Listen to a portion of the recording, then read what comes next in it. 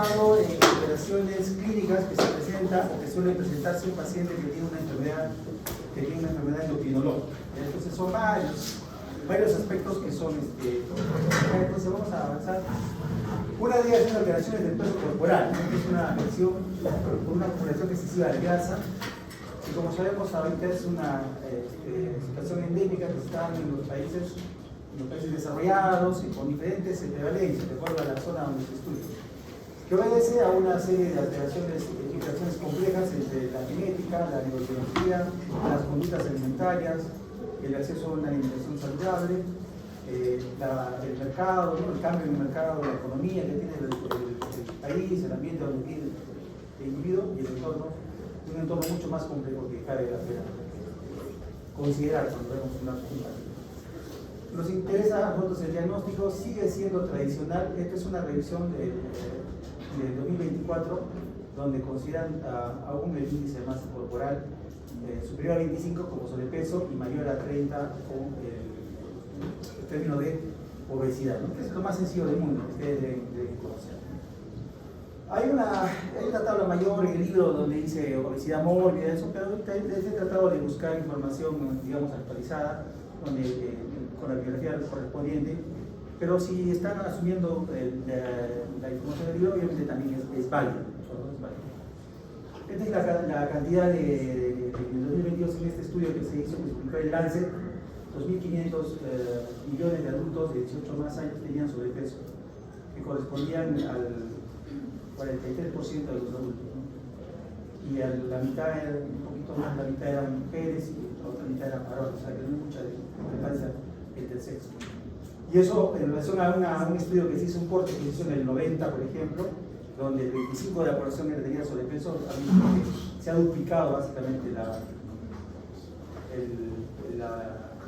obesidad y el sobrepeso.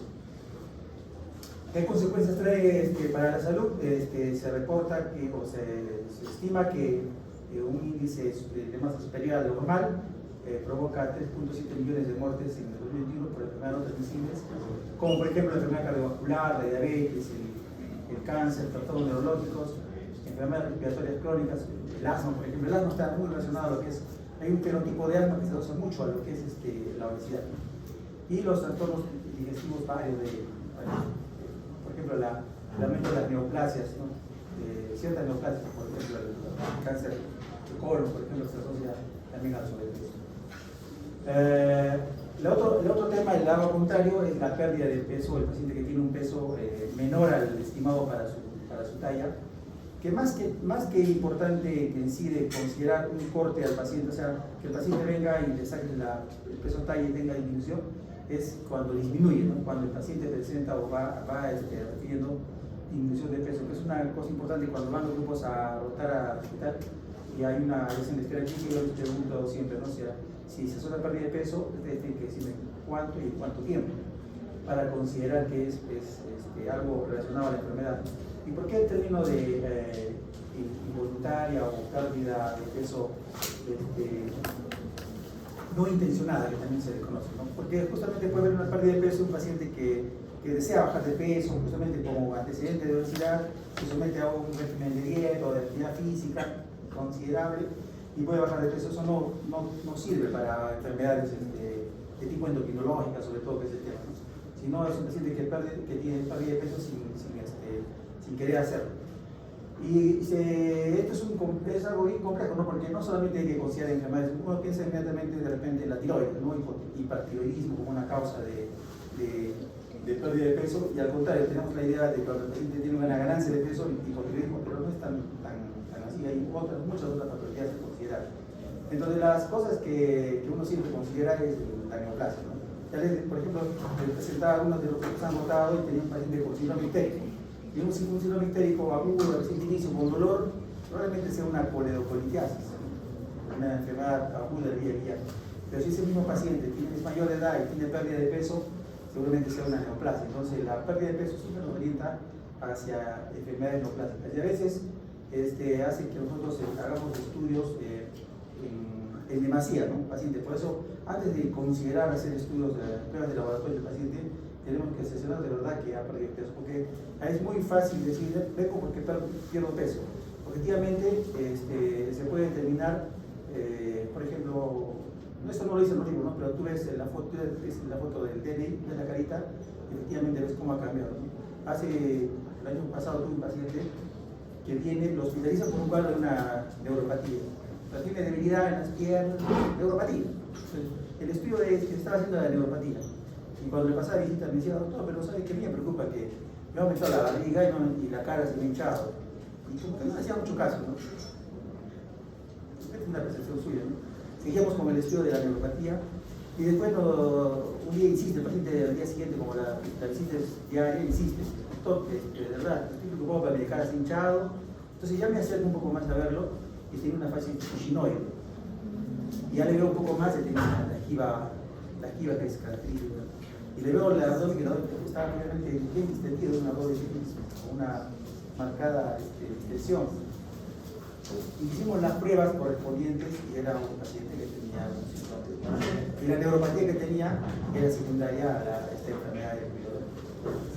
Y cómo, al final, cómo me di cuenta, el mismo médico, no me cómo era yo y cómo soy ahora. En realidad era cierta persona, parecía de verdad otra persona.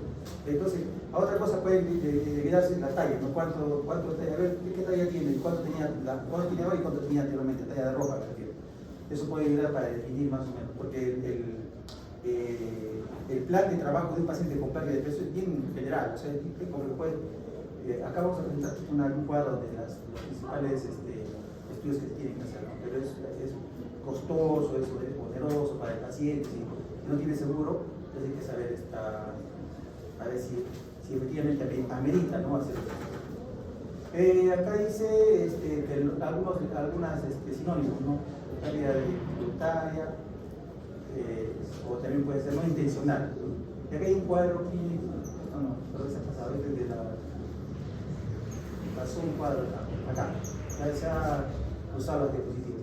Aquí están los sinónimos, la diferencia entre lo que es una pérdida involuntaria de peso, una pérdida inexplicable de peso, lo que es sarcopenia y lo que es caquexia, ¿no? Son ciertas precisiones respecto a la definición de cada patología. No hay mucha, tienen que saber ustedes que no existe una, por ejemplo, ¿no? Diabetes mellitus, me van a encontrar artículos que pueden todos ir a pasar y no van a poder leer todo lo que hay escrito sobre diabetes, ¿no? Entonces, si se ponen a leer, a buscar información sobre esto, seguramente no va a haber mucha información. Porque no es una patología que está bien estudiada, estandarizada, que hace. Esta es una de las clínicas de Norteamérica, de 2014, una revisión que encontré, justo la revisé y justo se la traigo para que ustedes revisen, que es algo más, que no es tanto a lo que dice seguramente el libro, ha cambiado con algunos aspectos, pero es mucho más importante, que va mucho más con la realidad, ¿no? Conceptos mucho más utilizados, que ustedes tienen ahí, ustedes lo pueden desarrollar y ver. Y esto es lo que les decía que son las causas de un paciente con pérdida de peso, ¿no? Puede haber un problema respiratorio, un problema EPOC, ¿no? Un síndrome de mala absorción. Hay una situación en esto de mala absorción. Un paciente que presenta diarrea y pérdida de peso, hay que considerar siempre un síndrome de mala absorción y entre ellos una enfermedad inflamatoria intestinal. No sé por qué, por ejemplo, cuando llega un paciente, porque yo lo veo, que ha pasado por una serie de atenciones con otros colegas, un paciente que presenta diarrea y pérdida de peso está teniendo parasitosis, ¿no? O sea, aquí para entonces es raro. Un paciente que vive acá en un lugar donde hay todos los servicios básicos, es difícil que el paciente tenga una parasitosis tal que lo lleve a perder peso, no hay esta situación. Hay que pensar en otras cosas, ¿no? Y hay que empezar a buscar otras cosas. Ya no podemos quedar examen parasitológico. Si ya tiene uno y ya salió negativo, el paciente ha pasado por 10 minutos y todo el mundo pidiendo el examen parasitológico. No, ya búscate una enfermedad inflamatoria intestinal, que es una colonoscopía, etc. La enfermedad renal terminal también produce una caquexia, los tumores obviamente que sí, cualquier tipo de tumor te puede llevar a sobre todo una enfermedad avanzada, ¿no? No se refiere a una enfermedad reciente, es una enfermedad avanzada. Alteraciones de enfermedad de Parkinson donde puede llevar también a alteraciones de pérdida no intencional de peso. La diabetes también, sobre todo el diabético aquel que por ejemplo recibe antidiabéticos orales como lo que utilizamos en el seguro Batán, que es la metformina, y hay un medicamento más que se está utilizando como hay deficiencia de fármacos no tenemos lo que debemos utilizar, empezamos a usar la glibenclamida, que ya no se recomienda, por ejemplo, hace años que no hay la glibenclamida. En los libros no va a encontrar, en una revisión seria no va a encontrar, pero en el seguro sigue habiendo glibenclamida. Eso induce a que el paciente agote su reserva patética de insulina, ¿no? Y al final termina perdiendo el peso, termina a veces hasta en caquexia el paciente por mal tratamiento. Esos pacientes que tienen diabetes y empiezan a bajar de peso, el tratamiento de lesión es insulina, generalmente. Lesión es anabólico, les aumenta el apetito, les aumenta el peso. Hay que considerar eso. Las enfermedades, por ejemplo, la esclerosis sistémica, la enfermedad de esclerosis sistémica tiene un problema de afectación del sistema digestivo, sobre todo el esófago, puede causar disfagia esofágica, eso puede condicionar que el paciente tenga pérdida de peso. La tuberculosis, la H ni hablar, ¿no? Son patologías que sí hacen mucho esto. Alteraciones psiquiátricas también, algunos medicamentos, el uso de alcohol. Tengo ahorita, por ejemplo, dos pacientes hospitalizados en el sector de paso de visita. Los dos pacientes tienen hepatitis por alcohol, ¿no? Uno de ellos tiene alcoholemia, el otro tiene mucho más severo, un estado por necesidad de ventilación mecánica, porque hacen. Creemos a veces que la enfermedad por alcohol solamente afecta el hígado, no. Cuando hay falla hepática, por lo que sea, incluso en este caso por alcohol, hacen lo que se llama insuficiencia renal, le llaman síndrome hepatorenal, hacen insuficiencia respiratoria, hacen síndrome de distrés respiratorio del adulto, como que fuera un paciente séptico casi. Todo se lo comporta al final como un proceso inflamatorio sistémico, bueno, el paciente está un poco mejorado. Y otras cosas, algunos otros hay que considerar consideraciones sociales, ¿no? Unas imágenes acá de un paciente con una esclerosis sistémica, como ven, y lo típico, un paciente hipertiroideo, ¿no? que es un paciente que viene con pérdida de peso, pero el hipertiroideo es mucho más sensible. Entra por la puerta del paciente del consultorio, ya te das cuenta, y normalmente los ojos afuera, exoptamo se llama, viene con el cuello hinchadito, viene todo ansioso, la piel brillante, y le dice, simplemente le dice, señora, tira la mano y empieza a temblar con la mano. Es muy, toma la frecuencia cardíaca, está con 110, 120 de frecuencia cardíaca. Entonces, sí hay, o sea, sí tenemos pacientes con pirotoxicosis. El término para eso es pirotoxicosis, ¿no? Que es causado generalmente por un hipertiroidismo. Y la causa más común de hipertiroidismo, saben que es la enfermedad de Graves-Pascal, ¿no? Que es una enfermedad autoinmune que se enfrenta a anticuerpos contra el receptor del paciente. Este es más o menos se propone cómo es el algoritmo de un paciente con lo que tienes que el laboratorio que hacer, ¿no?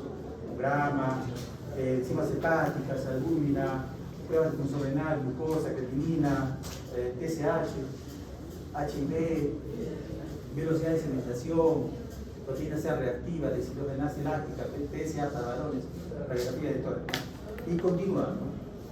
Ultrasonido abdominal, y colonoscopía seguramente para cáncer de cuello uterino, para colado, todo eso, que corresponde según el sexo y la edad del paciente. Entonces es amplio el estudio que se debe hacer para un paciente que tiene esto. El otro tema es alteración del volumen urinario. Este es del libro que les pongo siempre, pero no es útil esto que les menciono. O sea, el volumen urinario de 1500 a 1600, dice 24, es tal cual el libro, ¿no? Y una producción de menos de 500 en menos de no sirve, ¿no? En la práctica lo que ustedes tienen que saber es esto, ¿ya? Le pongo el libro porque está escrito ahí, es un libro de base, digamos, ¿no? Pero cuando yo, cuando me interesa a mí el volumen urinario, es esto, la parte final de la que ustedes están viendo, porque no les quiero hablar del tema en sí, solamente de que vean la importancia del volumen urinario. En un paciente, para definir infuria renal aguda, se requiere que el paciente tenga menos de 0,5 mililitros por kilo por hora por más de 6 horas para definir falla renal aguda. Entonces, si un paciente tiene este criterio, ustedes están, digamos, haciendo sus alumnos, pueden hacer el diagnóstico de falla renal aguda sin tener laboratorio. En cambio, el otro, 524 no necesita, ¿ya? Y la otra, la poliuria, lo que se denomina, y ya está la bibliografía que les menciono, más de 324 horas. Y cuando hablamos de poliuria, que es un paciente que tiene generalmente una enfermedad, ¿por qué toman el volumen urinario en el tema endocrinológico? Porque hay una enfermedad que se llama diabetes insípida, que se origina por deficiencia de la hormona la vasopresina. Y el paciente tiene generalmente poliuria, ¿no? Entre los síntomas tiene poliuria, por eso está tomado el tema. Entonces, pero tienen que ustedes que entender que eso depende mucho de la osmolaridad. Hay un cuadrito acá que es lo que de repente van a saber acá, pueden ver. Este de acá, si ustedes entienden este cuadro, van a entender por qué un paciente presenta poliuria, un paciente que tiene que ver la poliuria con la osmolaridad urinaria. La osmolaridad plasmática es esta acá, esta línea de acá, ¿de acuerdo? Entonces, 280 es, digamos, el término medio, ¿no? Ahí es donde es lo normal. Para abajo sería una hiposmolaridad y para arriba sería un paciente hiperosmolar. De hecho, un paciente que, ustedes hablando de, relacionando temas de diabetes mellitus, hay una complicación que es el síndrome hiperosmolar. ¿Cómo se caracteriza el síndrome hiperosmolar? Por aumento de la osmolaridad plasmática. En el caso del paciente con diabetes, aumenta la osmolaridad no tanto por el sodio, sino por la glucosa. Porque en la fórmula de la osmolaridad está el sodio y la glucosa. La forma más simple de la osmolaridad es 2 veces el sodio más la glucosa entre 18. ¿Por qué la glucosa entre 18? Porque la glucosa que obtenemos acá es en miligramos por decilitro y para ver la osmolaridad tiene que ser en milimoles. Entonces lo convierto, dividido entre 18, lo convierto en milimoles y se convierte de esa manera y puedo sumar papas con papas. O sea, sodio en milimoles y glucosa en milimoles. Y me da la osmolaridad. Más de 200, por ejemplo, 20 milimoles en un paciente con diabetes es ya un síndrome hiperosmolar. Entonces la osmolaridad plasmática va subiendo y si va subiendo se va desencadenando mecanismos. ¿Para qué? Para mantener la osmolaridad a niveles adecuados. Son 2 mecanismos, el mecanismo de la sed y la liberación de vasopresina. Entonces cuando el paciente está con la osmolaridad que quiere subir porque hizo ejercicio, tomó agua, sudó mucho, empieza a batir de sed, toma agua y regresa a la osmolaridad de estos niveles.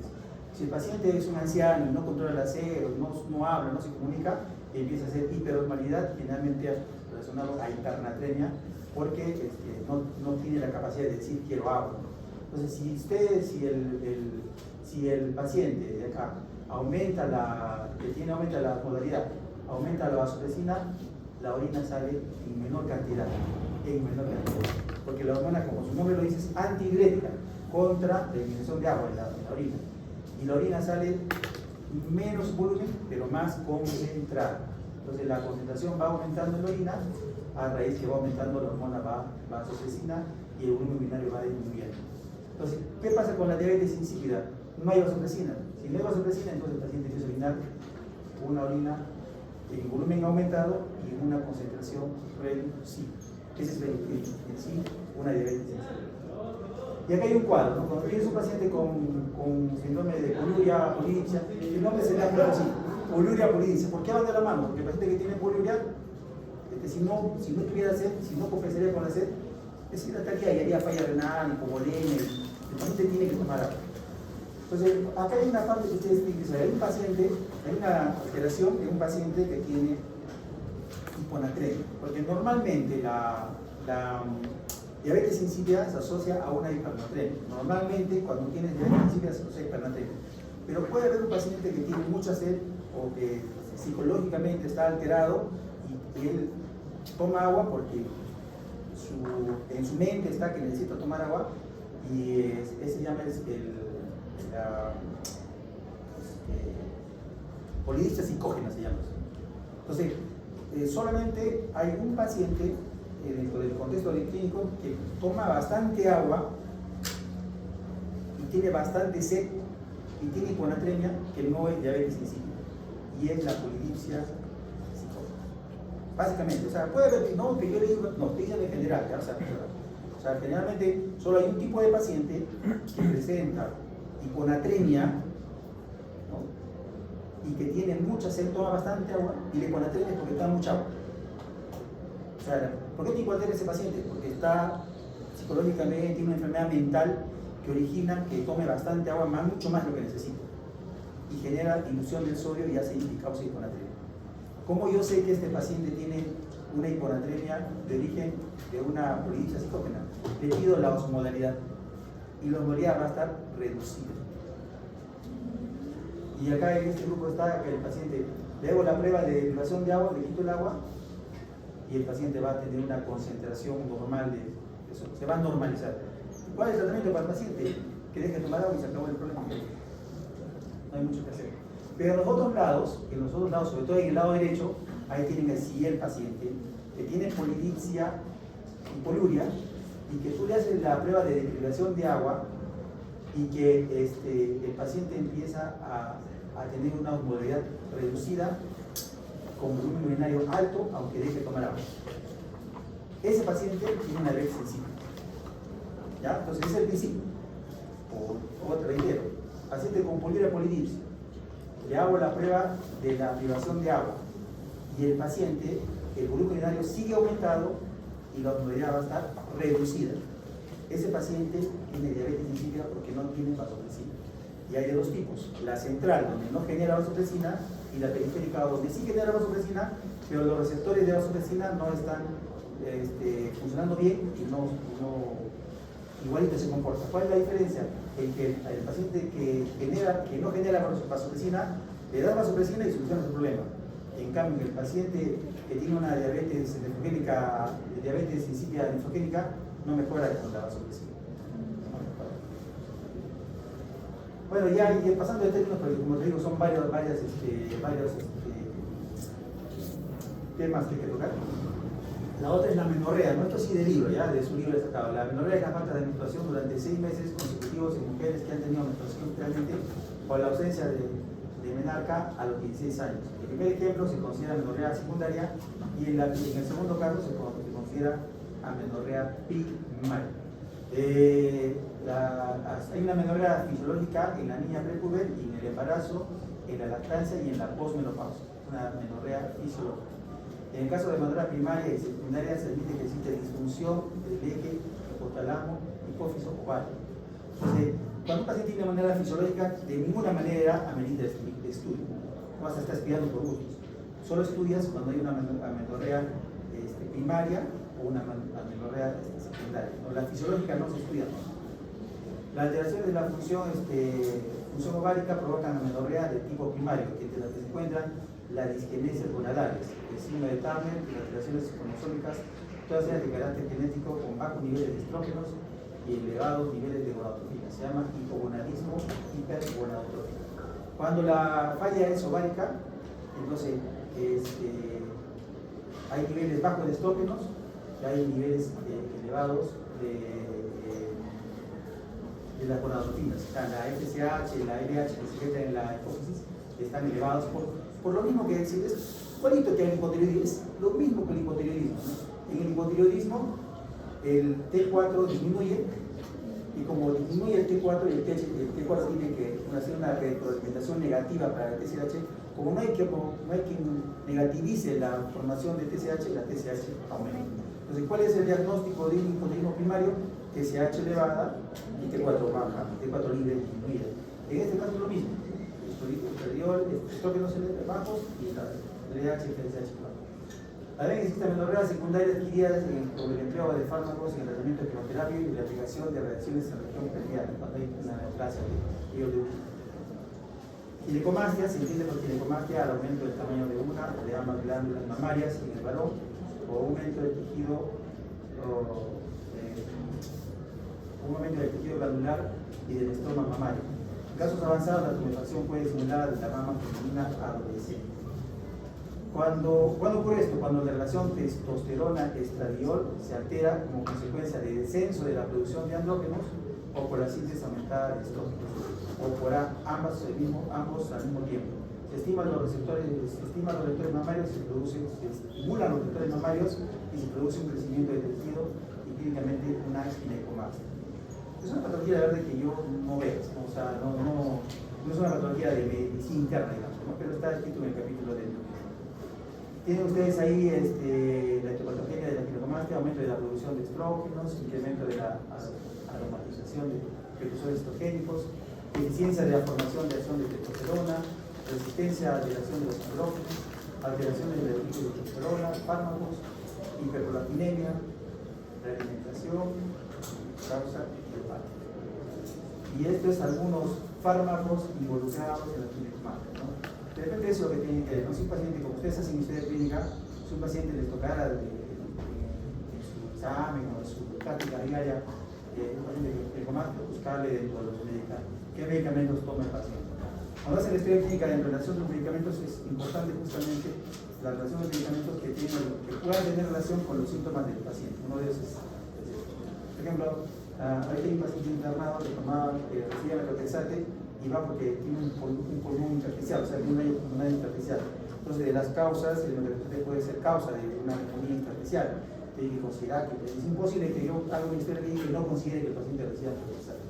Eso haciendo analogía a otro problema, ¿no? Pero eso es importante para cuando ustedes pregunten. Las preguntas importantes que no deben faltar es qué medicamentos toman y desde cuándo toman, así como también la fiesta de alcohol o otras sustancias tóxicas.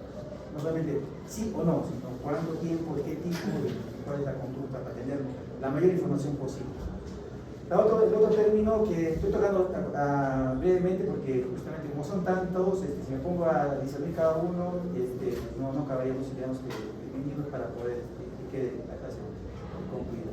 La galatorrea es la eliminación mamaria de secreciones lactescentes en la mujer no lactante o después de 6 meses postparto en una mujer que no ama. Puede ser espontánea, provocada, unilateral, bilateral, transitoria o persistente. La hiperprolactinemia es la causa más frecuente de galactorrea. O sea, cuando una persona va por galactorrea, una mujer que no está lactando, va por galactorrea, tienen ustedes que usar la prolactina para ver si es una hiperprolactinemia. Y si tiene hiperprolactinemia, tienen que considerar la posibilidad que tenga un adenoma hipoficiario secretor de prolactina, que es la causa más común. Además, si tiene prolactina elevada, el paciente suele tener hipogonadismo, ¿no? Tanto la mujer como el hombre puede tener hipogonadismo por la elevación de la prolactina. Entonces hay que considerar no solamente la galactorrea, sino cuando va con galactorrea preguntarle si tiene alguna otra sintomatología más, ¿no? Como lo que está mencionando ahí, para considerar como causa de la galactorrea a la prolactina. Y aquí tienen algunas etiologías de la galactorrea con elevación de prolactina. Tienen ustedes un cuadro de varias causas de fármacos. Lo que les decía yo es que la causa más común sería un adenoma productor de prolactina, como diagnóstico. Pacientes que ahí tienen otras causas, ¿no? Y terminamos creo con este tema de la alopecia dentro del tiempo. Se llama alopecia a cualquier tipo de caída o pérdida de pelo, es entidad aún siendo clínicamente benigna, es una alteración importante por su frecuencia, por su origen, por sus efectos funcionales, porque a veces es un signo de otras alteraciones orgánicas. Con fines diagnósticos se dividir las alopecias en cicatrizales, y no, esto por ejemplo le he cambiado versión. Esta es la biología, por si acaso que está ahí, ¿eh? He cambiado de libro, o sea, porque acá me parece más completo. Entonces, la alopecia para esta revisión, que me parece más clara, más precisa, la divide en cicatrizal o no cicatrizal. Dentro de la primera, que es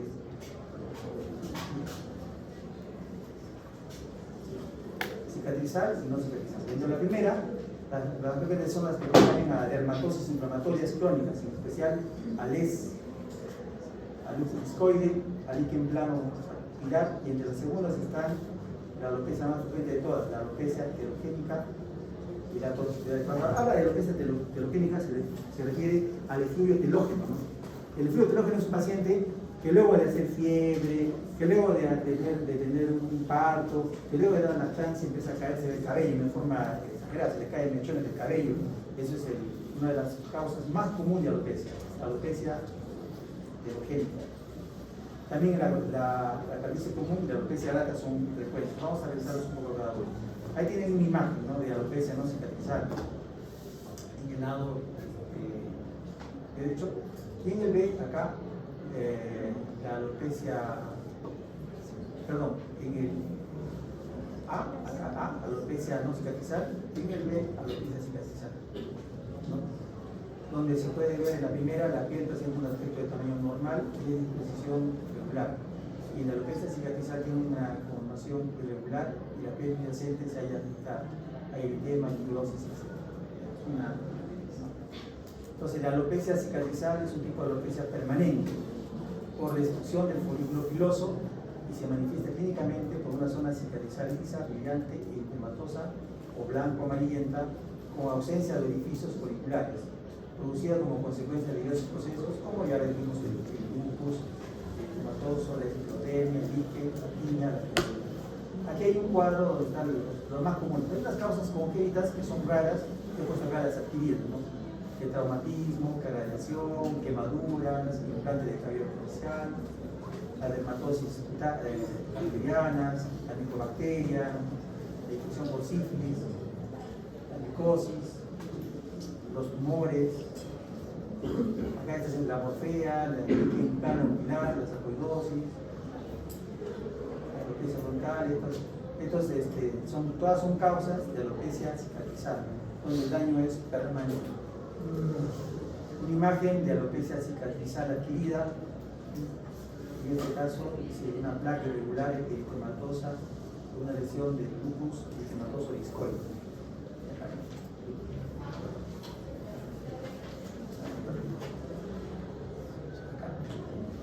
Correspondiente a un lupus eritematoso discoide. Y la alopecia no cicatrizal puedes dividirla por fractura del tallo piloso o por desprendimiento del tallo piloso. Lo más frecuente es la alopecia por desprendimiento del tallo piloso. Y están acá: el efluvio telogénico, el efluvio anagénico, la alopecia areata. Son las causas más frecuentes de alopecia en general y de alopecia no cicatrizal. Entonces, la alopecia areata es una enfermedad común, frecuente, es una alopecia de tipo telogénica, por presentar áreas alopécicas asintomáticas no inflamatorias potencialmente reversibles. Su etiología es desconocida, pero existe una hipótesis de que es autoinmune, porque se asocia a otras patologías autoinmunes. Es una placa bien delimitada, con pelos peládicos en los márgenes y superficie normal que pueden repoblarse y evolucionar dando lugar a variedades clínicas. Hay varias variedades de la alopecia areata, ¿no?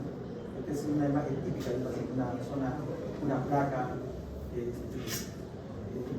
lisa, que no hay una lesión evidente cicatrizal, no es prequeratóxica, es una alopecia de tipo areata. Normalmente el dermatólogo trata esto con tipo corticoides, ¿no? Corticoides tópicos, o incluso a veces infiltración de corticoides.